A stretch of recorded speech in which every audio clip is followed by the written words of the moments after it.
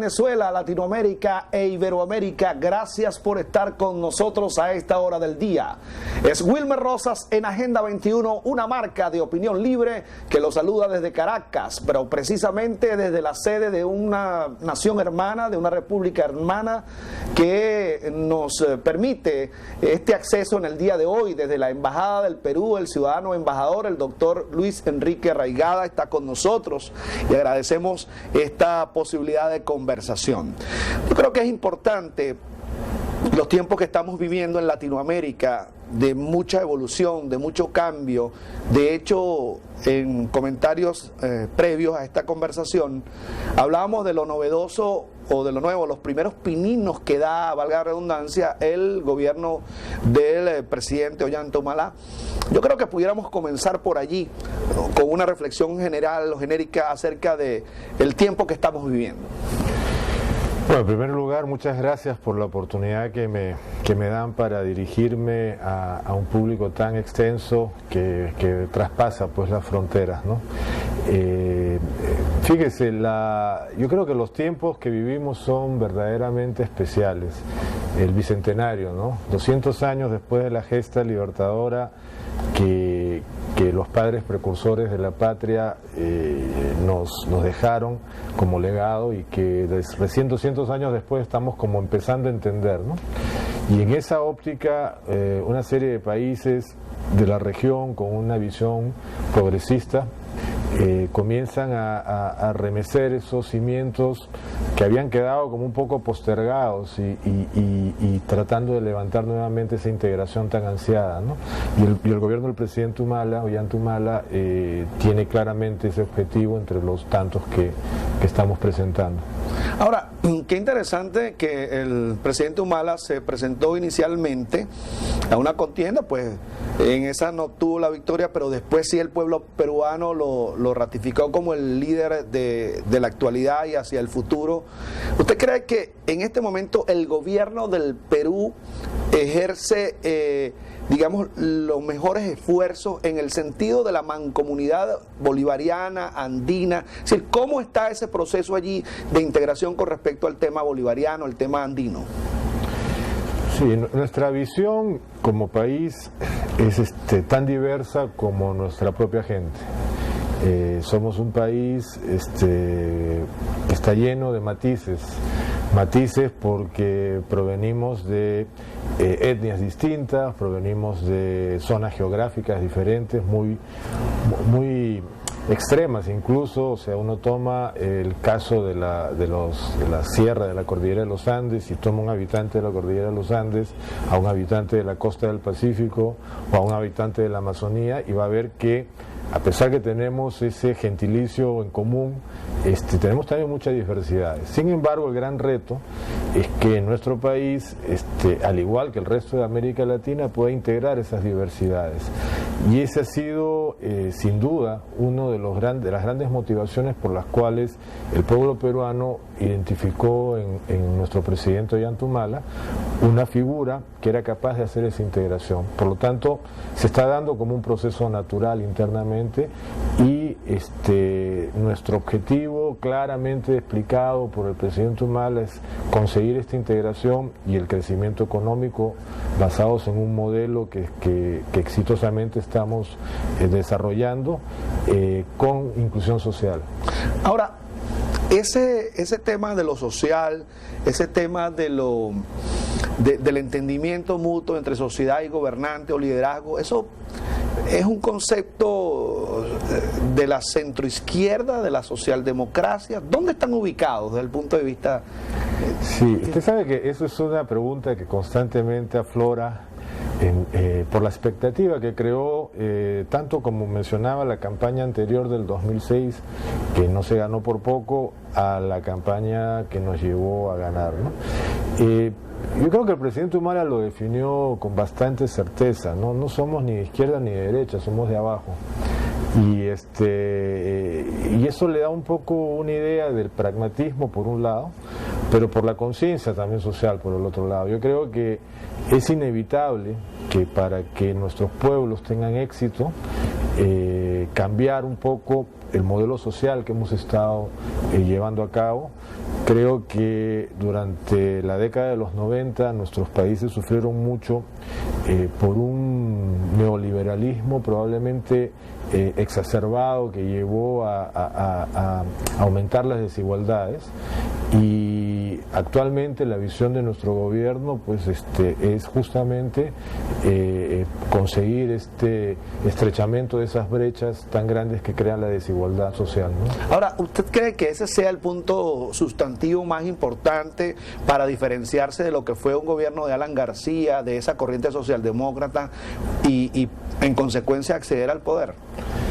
Yo creo que el Perú, poco como resultado de tantas turbulencias en el pasado, recuerde que Perú sufrió muchísimo con la demencia del grupo Sendero Luminoso, que fue realmente atroz, y luego con, digamos, un gobierno bastante puesto en entredicho como el del ingeniero Fujimori, ¿no?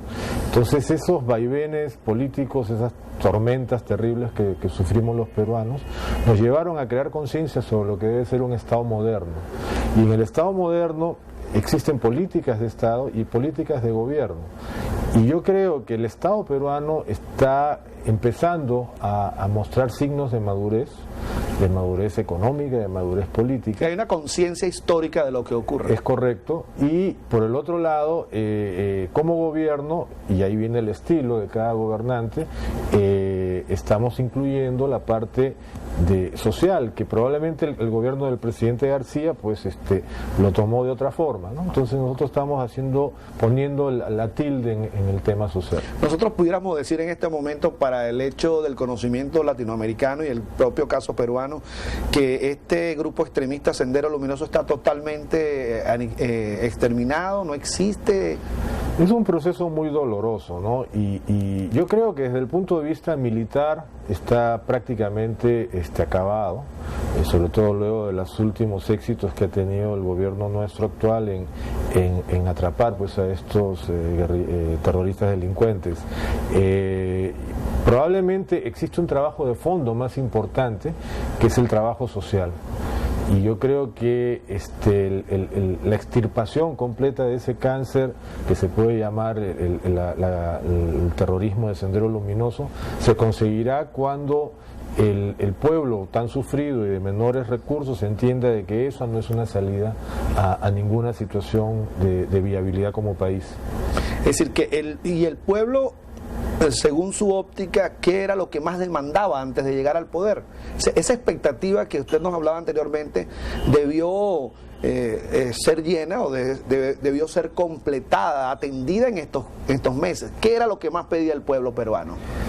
Yo creo que en general el pueblo, poco consciente de su realidad histórica, estaba esperando justamente lo que ofrece hoy nuestro gobierno, que es inclusión social. Pero la inclusión social no solamente es llevar servicios de educación, servicios de salud, servicios de seguridad de una manera correcta, sino también poder lograr conseguir que el Estado llegue hasta el último peruano que esté no solamente en el último lugar de nuestra frontera, sino incluso después, más allá. Entonces, la misión que estamos recibiendo las autoridades peruanas hoy es que el Estado consiga llegar hasta el peruano que esté en la zona más lejana y que sienta que el Estado peruano es parte integral de su vida, y que nos interesa que ese peruano sienta la protección de su Estado. Tenemos que hacer el primer corte en el programa, pero al regreso quisiéramos abordar de alguna forma abordar esta delgada línea que separa a las políticas de gobierno de las políticas del Estado. Las políticas de gobierno deberían seguir una política de Estado. Yo quisiera que nos hablara acerca de ese tema en el Perú, y también la relación que existe o la independencia que existe de los poderes públicos en el Perú. Ya regresamos con el doctor Luis Enrique Raigada, embajador de la República del Perú en Venezuela.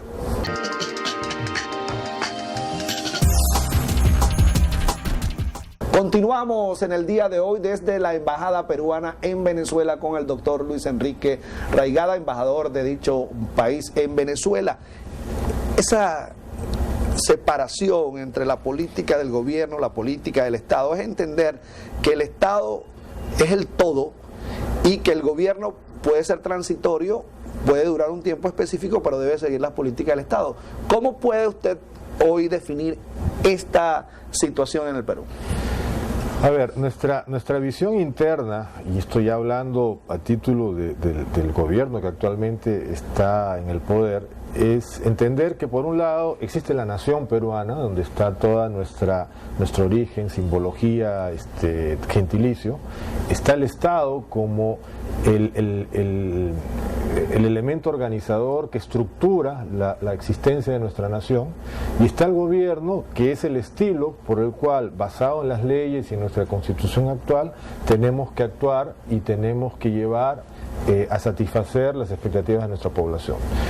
Efectivamente, hay momentos en que nuestra misión como gobierno puede chocar contra lo que puede ser una política de Estado. De hecho, parte del gran debate interno que existe en el Perú fue sobre la visión de la gran transformación que nuestro partido, yo soy militante del partido de gobierno, que nuestro partido quería llevar al Perú contra lo que era una constitución que de alguna manera cercenaba ciertas ideas que queríamos implementar en esa gran transformación.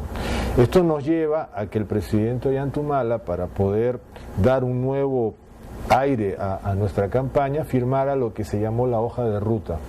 La hoja de ruta es un documento en donde el presidente Humala, en aquel momento candidato presidencial, define con ciertos puntos a lo que él se comprometía frente al país. Y entre esos compromisos estuvo, por ejemplo, el de no cambiar la Constitución, y que los cambios de la gran transformación se irían haciendo de una manera paulatina a la medida en que la misma población los fuera asimilando. Eso nos crea, pues, efectivamente... O exigiendo, eventualmente. O exigiendo, exacto, pero el punto principal era el absoluto respeto al Estado de Derecho y el absoluto respeto a las instituciones, ¿no? Y el presidente Humala es un hombre que cumple su palabra, y nuestro gobierno va a seguir esta hoja de ruta y va a tratar, bajo todos los medios, de satisfacer las demandas sociales, muchas de ellas con justicia, que no han sido atendidas. Es decir, que se puede hablar hoy de que estamos en un momento específico del fortalecimiento de las instituciones peruanas, lo que significa el Estado jurídico está garantizado, la estructura legislativa, es decir, hay una real independencia y autonomía de los poderes. Absolutamente. El Perú entendió y lastimosamente con un gran costo en vidas humanas lo que fue tanto la demencial ataque de los extremistas radicales de izquierda, como fue también la terrible época del gobierno del expresidente Fujimori, en donde se vieron muchos abusos contra los derechos humanos y contra la vida, ¿no? Entonces, de ese aprendizaje nos quedó. ¿Sabes qué? Algo se me pasa rápidamente en esta conversación, y se lo digo porque aquí no hay nada preparado, apreciado embajador.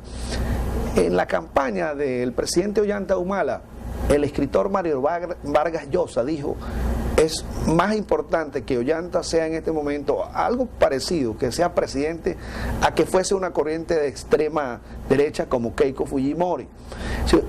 Ese tipo de aliados circunstanciales se mantienen, son parte de una relación, de una política del gobierno. Es una reflexión interesante. Yo, en lo personal, tengo un gran respeto ante el escritor Mario Vargas Llosa, que es nuestro premio Nobel y motivo de orgullo, ¿no? Creo que es un hombre que tiene una visión del mundo y que tiene todo el derecho a ejercerla, y de paso, pues, muy aceptada por una gran parte de la población peruana.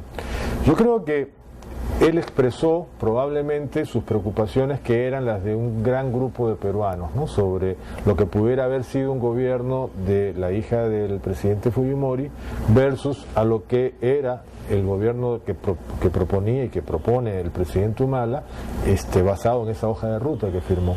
Y yo creo que, al igual que don Mario Vargas Llosa, una gran cantidad de los peruanos vieron en la hoja de ruta la salida para darle el apoyo y el respaldo que necesitaba el presidente Humala, que fue muy satanizado por grupos probablemente que veían, pues, amenazados sus privilegios anteriores. Ahora, y esta relación que va más allá de la frontera, que es lo que estamos tratando nosotros de realizar hoy, ¿cómo ve el embajador Luis Enrique Raigada el tema de la UNASUR, por ejemplo, de la Unión de Naciones del Sur, recientemente creada en Venezuela, con el apoyo, pues, con el consenso de toda Latinoamérica?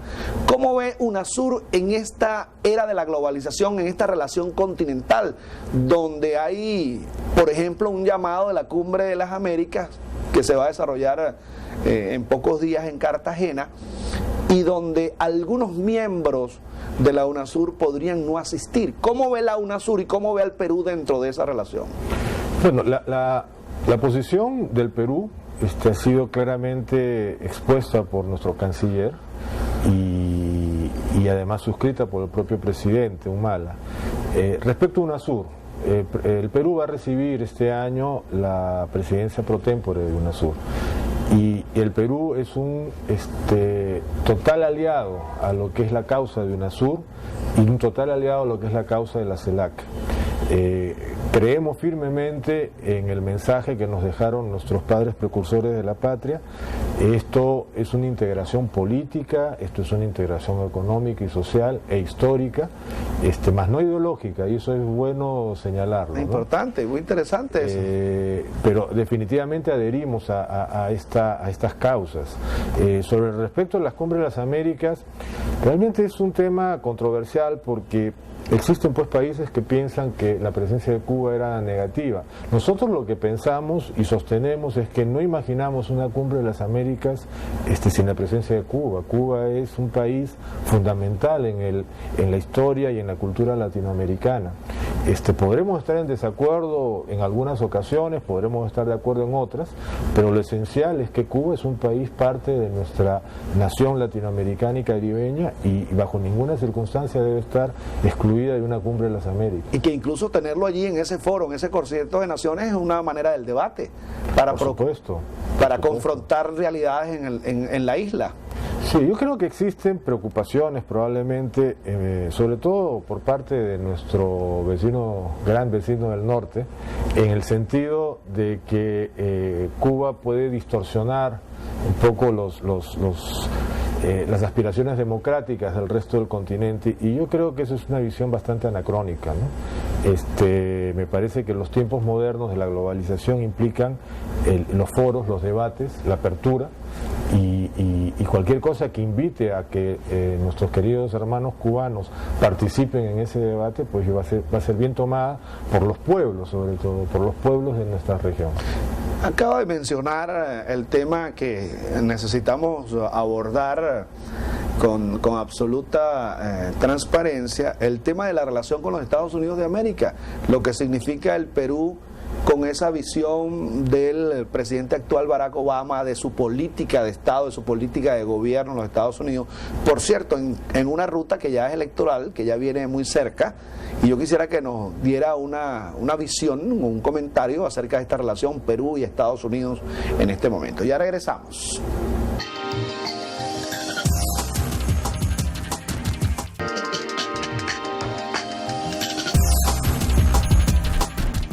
Continuamos en el día de hoy desde la Embajada del Perú en Venezuela con el doctor Luis Enrique Raigada, que es embajador de la hermana República del Perú en nuestro país, en Venezuela. Esa relación siempre es importante revisarla desde que en el siglo XIX y el siglo XX, más bien, la doctrina Monroe, América para los americanos, lo que significó la gesta independentista norteamericana con Washington, Madison, Jefferson a la cabeza.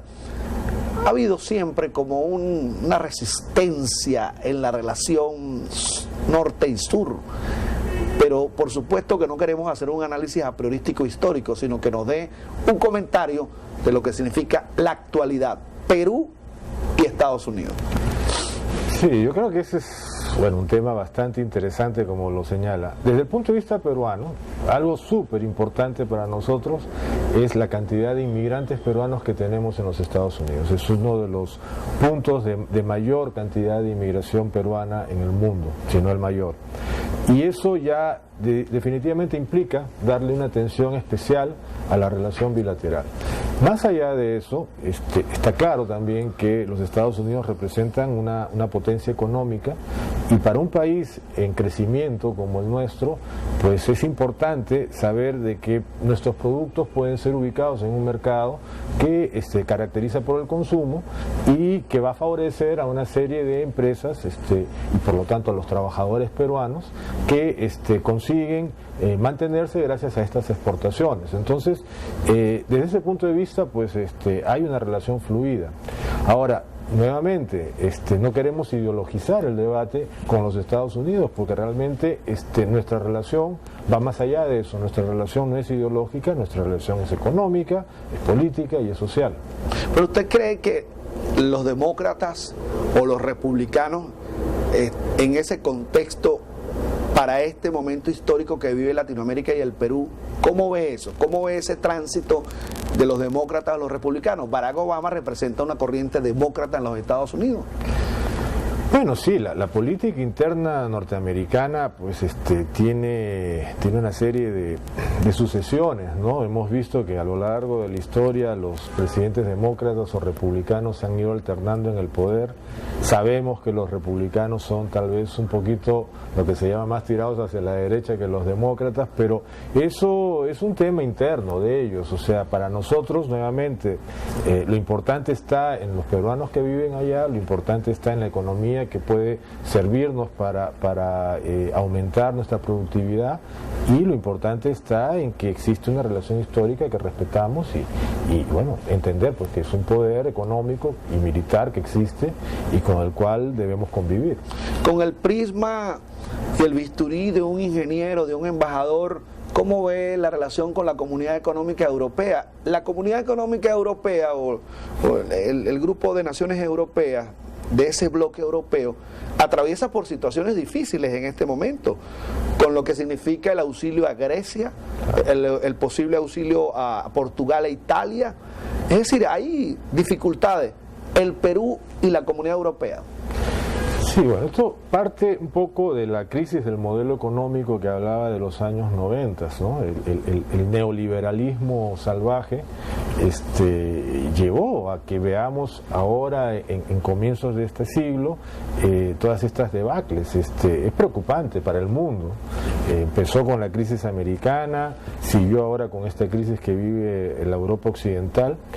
Sin embargo, no podemos dejar de reconocer que existe una sociedad digamos, muy preparada, con alto consumo, con altos índices de consumo, y que además presenta pues una serie de posibilidades de integración y demás.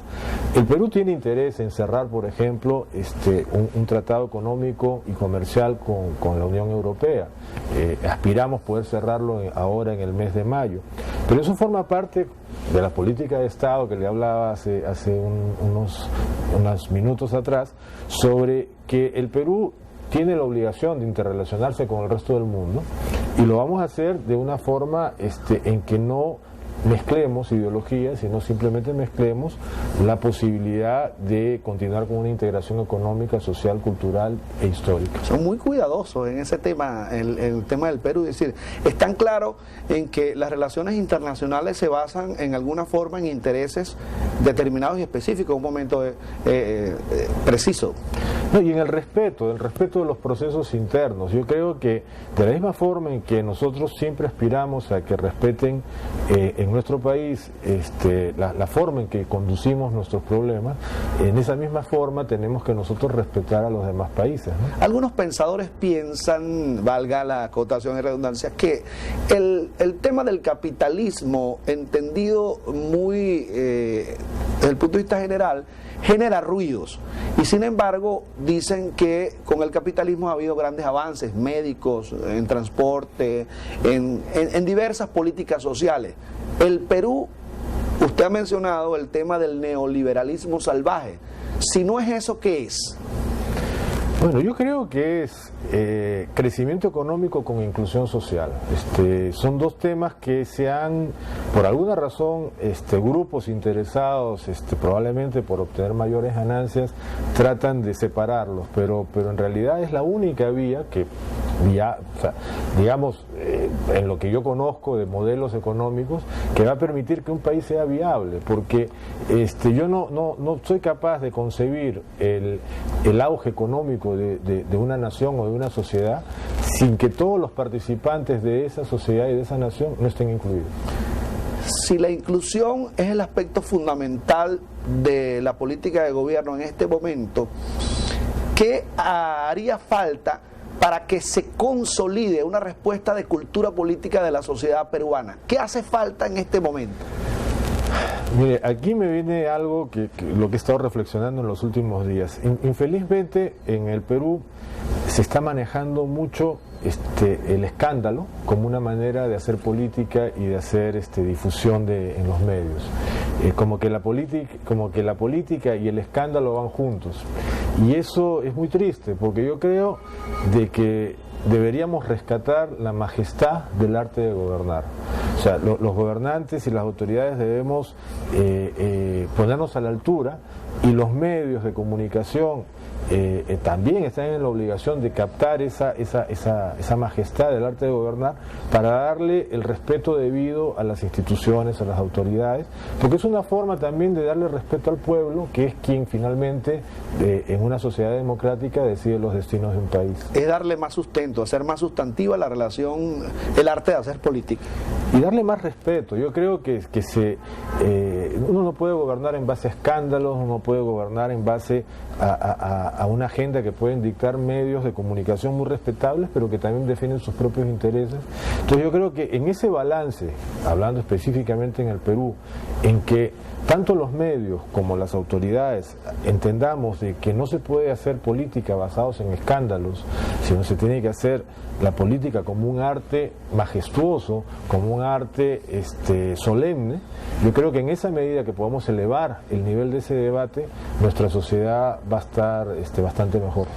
Tenemos que hacer un nuevo corte en el espacio del día de hoy, pero al regreso vamos precisamente, luego de la revisión de la prensa peruana que tuvimos a bien realizar para esta entrevista, muy a propósito del tema de los escándalos, de cómo se maneja esta situación, el propio presidente Ollanta Humala decidió una investigación que está alrededor de su propio hermano. Así que vamos a revisar esto en breves momentos. Ya regresamos.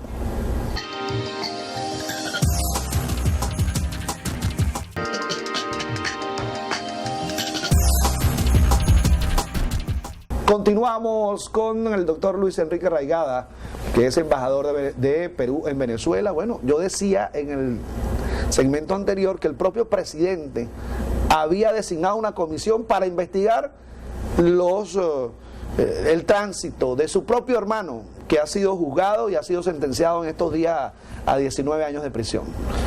Sí, bueno, es un tema de coyuntura que ha sido tratado con mucha profundidad por diferentes sectores. Yo aquí quisiera, porque se ha hablado mucho de la independencia de los poderes, de las influencias que puede tener el hecho de ser el hermano de un presidente para recibir privilegios carcelarios y etcétera. Pero yo creo que aquí estamos perdiendo de vista algo muy importante, que es la parte humana. O sea, el presidente es ante todo presidente y privilegia su posición de presidente, pero él también es hermano. O sea, y a pesar que el hermano haya cometido un crimen y que además ha sido juzgado por una institución independiente, pues eso no quita que sea su hermano. Entonces, a mí me parece que hay un entendimiento de la parte humana de este problema que no se le está dando el verdadero valor, porque además el presidente, de una manera como le corresponde, muy profesional, está diciendo: yo no doy preferencias a nadie, si esto merece ser investigado, pues están los organismos del poder y del Estado que se encargarán de decidir si hay una responsabilidad quien la tiene, ¿no? Lo cual habla bien, sin necesidad de nosotros parcializarnos por la opinión del presidente. Habla bien de lo que es el gobierno. Sí, yo creo que sí. Aparte, no debemos olvidar el dolor que debe ser para él como hermano ver a su hermano en esta situación, independientemente de las razones que esto lo lleve, ¿no? Revisaba el comercio hace poco, y el propio padre de ambos hablaba de, bueno, hay que hacer justicia y hay que revisar, y no se puede deslindar una cosa de la otra, porque lo que sí es cierto es que nosotros no escogemos los hermanos de sangre. Los hermanos de sangre vienen o están allí, son productos de la naturaleza, y los hermanos de la vida sí los escogemos nosotros. En este caso específico, el padre del presidente hizo ese llamado a la sociedad peruana, que se entendiera lo que nos ha mencionado. Sí, yo creo que el presidente Ollanta está actuando de acuerdo a ley, está haciendo lo que le corresponde como magnatario y le corresponde como jefe del Estado. Pero repito, eso no quita de que debe haber una ventana de comprensión hacia el presidente Ollanta Humala, no presidente, sino ser humano. El programa, nuestro programa, denominado Agenda 21, tiene que ver con el documento de la Cumbre Mundial de la Tierra, desarrollado en los años 80, 87, si mal no recuerdo, en Río, donde numerosos presidentes, jefes de Estado, representantes de alto gobierno firmaron un acuerdo universal por los derechos del hombre, específicamente en el tema climático, en el tema ecológico. Y Perú acaba recientemente de hacer una segunda comunicación, que ustedes lo denominan así, sobre el tema ecológico. ¿Cree usted que a partir de esa precisión, esa postura frente al mundo, o asumiendo la responsabilidad que corresponde a cada país, vamos en la vía correcta en el sentido de estimular las naciones de Latinoamérica? Porque siempre es cierto que en Estados Unidos, por ejemplo, el caso de Estados Unidos, China, la India, tienen una responsabilidad mucho mayor que el que tenemos los países latinoamericanos en el tema de lo industrial, del uso de las energías fósiles, del carbón, por ejemplo. Sí, yo creo que ahí también la posición del Perú es clara y es progresista. ¿En qué sentido? Históricamente, el Perú tiene una relación muy profunda con su medio ambiente. La madre tierra, Pachamama. La Pachamama es parte de nuestra cultura histórica. El respeto a los animales, el respeto a la flora y fauna viene en el caso del Perú y del peruano de manera ancestral. Entonces cualquier peruano va a estar muy sensibilizado frente a este tema. Entonces la posición del Perú es clarísima. Nosotros entendemos que hay un problema de cambio climático, entendemos de que hay una responsabilidad mayor en lo que se llaman los países anexo 1 del protocolo de Kioto, que son los que efectivamente han contaminado más durante lo largo de la historia moderna, y nosotros como país anexo 2 estamos abiertos a recibir a aquellos inversionistas que quieran invertir justamente en temas de medio ambiente. Actualmente existen los mecanismos para certificar esa inversión y intercambiarlas por bonos de carbono. Hay los mecanismos de desarrollo limpio, hay una serie de mecanismos abiertos, y el Perú... y además energías verdes. Por ejemplo, en el caso del peruano, estamos liderando probablemente el tema de las energías renovables. Nosotros convocamos cada 2 años a subastas en las que compramos alrededor de 500 megawatts en energías verdes para ser incorporadas como energía eléctrica al sistema interconectado nacional.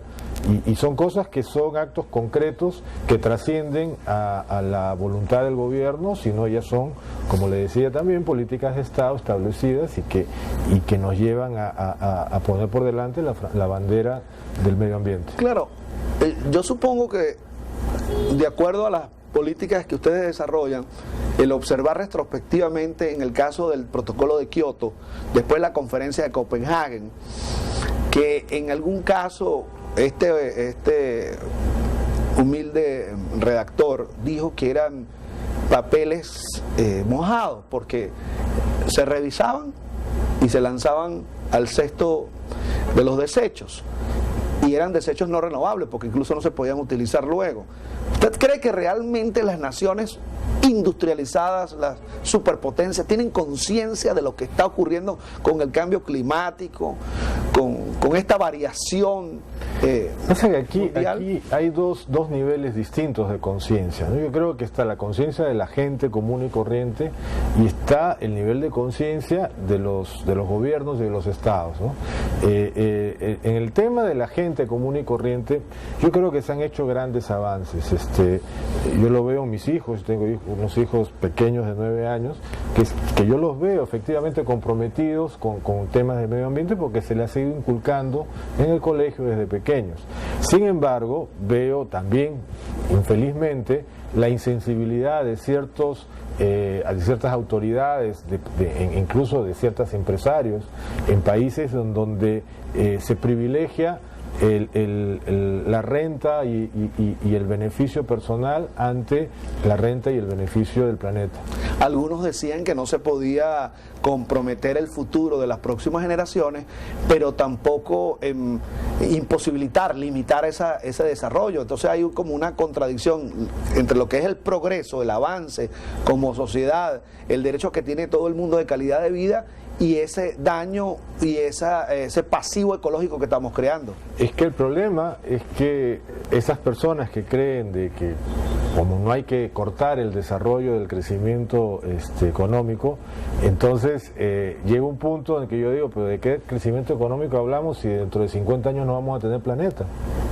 Si seguimos así. Por la extraordinaria huella ecológica que estamos dejando. Es un desastre y si no se hace cosas concretas, como el Perú está tratando de hacer y como muchos otros países están tratando de hacer, no vamos a tener un futuro dentro de 100 años.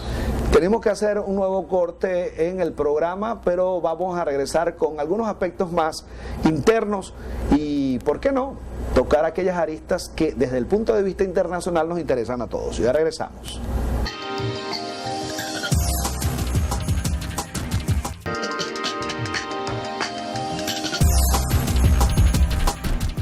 Continuamos en la Embajada del Perú en Venezuela. Luis Enrique Raigada, el doctor Luis Enrique Raigada está con nosotros, embajador. Y vamos a ser puntuales aquí, porque si no, no sería periodista. A propósito que tengo muchos amigos periodistas en el Perú, desde la Ciudad Blanca, allá en Arequipa, con el MISTI, decorando de alguna forma el Museo de Santa Catalina. Cuántos recuerdos de allá. Pero ¿usted cree que la información en el Perú, el periodista en Perú es libre? Sí, yo estoy absolutamente convencido que sí. El respeto a la libertad de prensa en el Perú es irrestricto. Han existido, porque también hay que aceptarlo, algunos intentos en el pasado de amedrentamientos y de este tipo de situaciones irregulares, pero en general los empresarios y los periodistas, los empresarios de los medios de comunicación y los periodistas gozan de libertad de expresión y lamentablemente digo, a veces también se dan casos de abusos de ese uso de la libertad de expresión. Ahora, ¿usted cree que el presidente Ollanta Humala entendió su rol histórico en el sentido del tratamiento mediático? Es decir, el medio es importante porque el medio es el mensaje, como decía McLuhan. Entendió que debía posicionar su imagen, su discurso en función directa de esa posibilidad real de extrema ampliación del mensaje. ¿Lo entendió y por eso obtuvo la victoria? Bueno, en realidad yo diría a pesar de eso, porque el presidente Humala en su periodo de candidato fue bastante, no voy a decir atacado porque esa palabra suena como muy agresiva, pero sí fue muy cuestionado y preguntado, incluso a veces de maneras un poco vehementes, sobre sus ideas, sobre el futuro, sobre las relaciones internacionales, etcétera, ¿no? Entonces, yo creo que a pesar de eso el presidente Humala captó la importancia que tiene el respeto irrestricto a la libertad de prensa y por lo tanto ha ganado el reconocimiento de esa prensa. ¿Usted cree que hay o habrá intentos externos de participación en la política peruana? No, yo espero que no, y de la misma forma en que nosotros somos tan respetuosos en no introducirnos en política de otros países, esperamos que no suceda lo contrario. En el caso específico de las mujeres latinoamericanas, hemos visto dos presidentas, o hemos visto más de dos presidentas, Cristina Kirchner, que está actualmente, la doctora Vilma Rousseff, Bachelet. La presidenta Bachelet, en Centroamérica Violeta Chamorro en su tiempo. ¿Usted cree que la sociedad peruana está preparada para una mujer presidenta? Yo creo que sí, o sea, los peruanos, al igual que gran parte de la sociedad latinoamericana e incluso latina, no hemos sabido colocar a la mujer en su verdadero puesto y ahora justamente con una pareja presidencial en donde la primera dama, la señora Nadine Heredia, una mujer preparada que apoya a su esposo, y vemos precandidatos en un momento como la señora Keiko Fujimori, la señora Lourdes Flores, etcétera, mujeres que podemos discrepar profundamente con ellas, pero que son lo suficientemente preparadas como para aspirar a gobernar nuestro país. Y dejó entonces Latinoamérica de ser un estado de naciones, un área geográfica machista. Dejamos de ser machistas en Latinoamérica. No, mi mamá decía que a veces los principales machistas son las mismas mujeres, pero no, yo creo que hay una evolución, todavía queda mucho por hacer, se escribe mucho al respecto. Las mujeres latinoamericanas y en el caso particular peruanas han sido siempre un elemento importante, tan importante como el hombre en el desarrollo de nuestras naciones, así que no, yo tengo total confianza en que si llegase el momento en que el pueblo peruano decidiera votar por una mujer, pues sería tan gratificante como podría ser también en el caso de un hombre. ¿Cómo ve la reelección presidencial en su país? Bueno, nuestra Constitución establece la reelección con un periodo intermedio, es decir, no se podría presentar un presidente en 2 periodos consecutivos. Tal fue el caso, por ejemplo, el presidente Toledo, el presidente Alan García, ¿no? Que en el caso del presidente Toledo él postuló, en el caso del presidente García postuló y ganó. Yo pienso de que por ese lado no hay posibilidad de pretender que eso se cambie, o sea, eso no existe. En la estructura legislativa, en el Congreso de su país, en la Asamblea Nacional, ¿qué se privilegia en este momento? ¿Qué está privilegiado? Bueno, nuestro poder legislativo ha sido muchas veces injusta y muchas veces justamente atacado. Es un poder principal del Estado. Yo creo que es la representación del pueblo.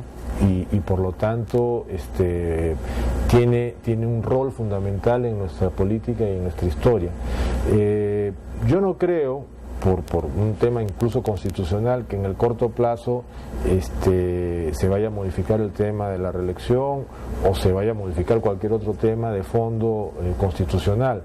Lo que sí creo es que el Estado en el caso del Poder Legislativo, nuestro Congreso Nacional tiene que recuperar, vamos a decir, su nivel de órgano legislativo, de representante del pueblo, porque ha sido, como le digo, justa o injustamente muy atacado. Y ese ataque podría ser centro de un debate nacional, es decir, la sociedad debate acerca de su estructura legislativa. ¿Usted cree que hay posibilidades de cambio? Y eso me da una pregunta posterior a esa. Entonces, ¿ustedes son más reformistas, más liberales, más conservadores? Es decir, ¿qué pudiera concluir ahí? A ver, el Congreso peruano, basado en la Constitución actual, está conformado por 130 miembros. Hay un proyecto de ley para incorporar 4 congresistas más que representen a los peruanos que vivimos en el exterior, que estamos en el orden de 3 millones. Casi el 10% de la población peruana vive en el exterior, por lo tanto debería tener una representación en el... Pero por ahora somos solamente 130 congresistas que están representando los diferentes partidos políticos que tiene el país. Y es un centro de debates. Lo que sucede es que algunos representantes congresistas tienen algunos antecedentes que no sirven para elevar la imagen del Congreso, están siendo juzgados por algún tipo de delito o presentan algunas irregularidades en su gestión y por lo tanto pues ponen en entredicho la seriedad de este poder de la nación. Y por otro lado pues existen intereses también partidarios que a veces atacan de una manera bastante, incluso yo diría injusta, a ciertos otros representantes del poder, como es el caso actualmente del presidente de nuestro Congreso, el doctor Daniel Abugataz, quien es un hombre que no solamente es bien intencionado, es un hombre que además quiere y concretar específicamente el bienestar de esta inclusión social que nuestro partido propone. Nosotros, como periodistas y ciudadanos venezolanos, podemos entender el rol de lo que usted ha venido a hacer a Venezuela, sin intentar ser uno de estos personajes cinematográficos del espionaje, porque no es la intención, pero ¿cuál debe ser o cuál es la misión más importante de Luis Enrique Reigada en Venezuela? Muy a propósito de una polarización política que hay en el país y de un camino o un tránsito hacia unas nuevas elecciones en Venezuela. Bueno, en este tema, a ver, yo de repente voy a pecar de poco objetivo porque yo este país, Venezuela, lo quiero entrañablemente. Yo he vivido más de 20 años acá, en diferentes etapas de mi vida. Por lo tanto, he tenido la oportunidad de apreciar como participante directo los cambios que se han ido produciendo a lo largo de los últimos 20 años, 30 años de historia acá, ¿no? Entonces es difícil no ser objetivo, ¿no? O ser poco objetivo, es fácil. Bueno, pero en fin, yo no soy diplomático de carrera, como les explicaba. Yo estoy aquí atendiendo una solicitud expresa del presidente Humala, que me encarga una misión y que yo quiero cumplir a cabalidad, y que se puede resumir en lo siguiente, ¿no? En primer lugar, queremos dar una vuelta de página a lo que han sido las relaciones diplomáticas hasta ahora entre el Perú y Venezuela. ¿Por qué? Porque hasta hace muy poco las relaciones se mantuvieron de una manera cordial pero fría, distante. Yo creo que eso no corresponde al verdadero sentimiento de nuestros pueblos. Nuestros pueblos creo que aspiran a tener una mayor integración.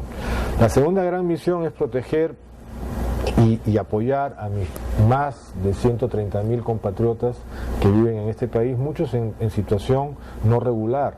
Entonces ahí yo tengo una segunda gran misión. Y la tercera gran misión es poder, en este afán de integración, poder restablecer los vínculos necesarios con las autoridades venezolanas, del gobierno venezolano, y poder a su vez aprovechar la amistad que une al presidente Ollanta Humala con el presidente Hugo Chávez, apoyarnos en esa gran amistad que existen entre ellos dos, para que los beneficios a nuestros pueblos se conviertan en cosas concretas. Bueno, muchísimas gracias, embajador, por esta conversación en el día de hoy, que nos ha parecido muy grata, muy amena. El canal está a la disposición, y este programa Agenda 21, que va a regresar cuando Dios quiera. Le decimos que esto es una marca de opinión libre. Yo soy Wilmer Rosas, en Caracas, Venezuela. Hasta entonces.